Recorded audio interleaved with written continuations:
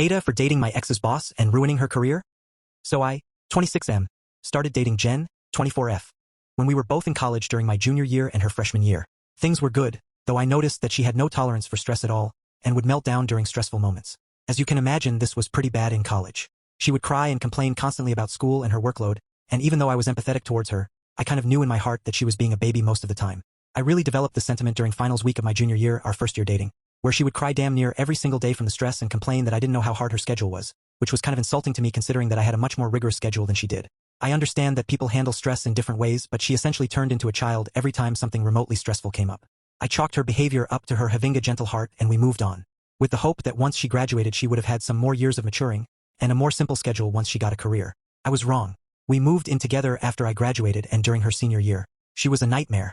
One of the worst people I have ever lived with. She wouldn't cook or clean even a fifth of the time because she was too tired and stressed from the day. She would order takeout constantly and leave her dirty food containers all over the apartment. She never cleaned even after herself.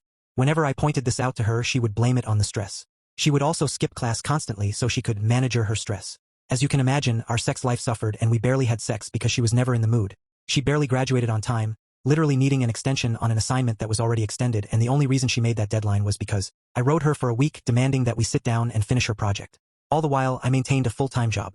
As for me, I stayed during our final year mostly out of financial convenience. Shitty, I know. When I signed the final lease, I remember thinking to myself that I had to stay with her due to the fact that I couldn't afford to live in the city without her. On top of that, I couldn't afford to live anywhere within 70 miles of my job, so I was kind of stuck. I eventually got promoted at my job and was able to STSRT putting money away so that I could buy myself out of my lease and break up with her. I break up with Jen, she takes it poorly. She changed the lock and held my stuff hostage so I would talk to her. I eventually resorted to busting the lock to get the rest of my stuff and fully moved out. The landlord of the old unit knew a guy who put me in contact to my current landlord who had hooked me up with a great affordable rental house. Anyway, I met the landlord's daughter Kate, who came by the property a few times for various things, and we hit it off. I asked her out and we went on a few dates, things go good. I asked Kate to be my girlfriend. She says yes, life is good. Kate is a manager at a company in the same field as my ex. But since we have only been dating for 4 to 5 months, I didn't feel particularly motivated to bring this up and start talking about exes. All this brings us to last week, when Kate invited me to a company happy hour where family was encouraged to be invited. Free booze didn't sound too bad, so I accept. I show up and Kate is introducing me to her team, and in her team is Jen.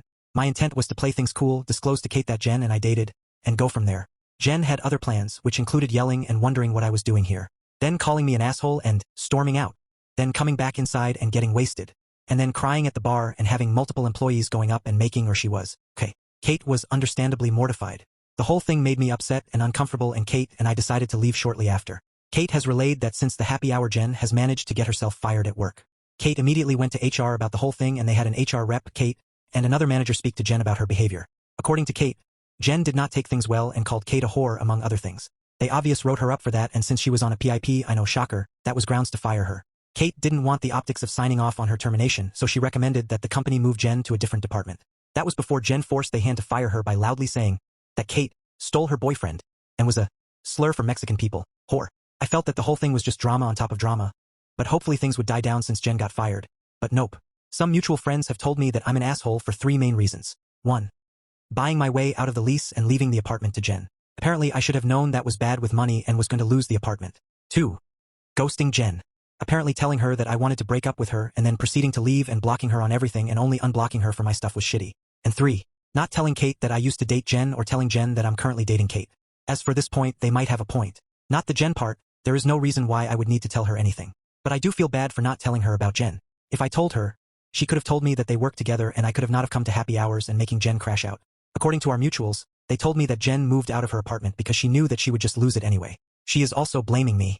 I spoke to my mother about all of this and she does think that I may have hurt Jen too much during our breakup, and if I had just let her speak to me and get closure then none of this would have happened. Am I the asshole? If this story kept you hooked, give it a like, share your thoughts below, and subscribe for more.